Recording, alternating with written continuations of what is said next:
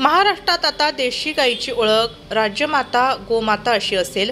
भारतीय संस्कृती जपणाऱ्या देवाभाऊंच्या महायुती सरकारने हा निर्णय घेतलाय। या संबंधीचा शासकीय अध्यादेश नुकताच जारी करण्यात आलाय।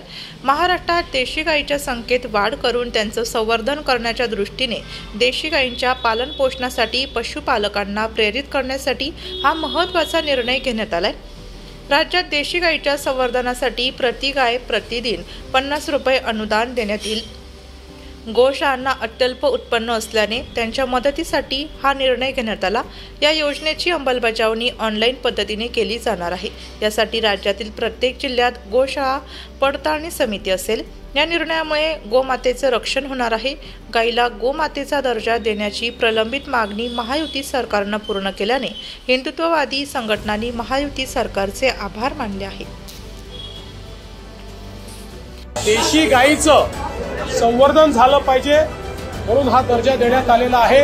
आणि एवढंच नाही तर ज्या ठिकाणी पांजरपोळ आहे, ज्या ठिकाणी व्यवस्था आहे, अशा ठिकाणी देशी गायीच्या चाऱ्याकरता मदत करण्याचा निर्णय देखील राज्य सरकारने घेतलेला आहे।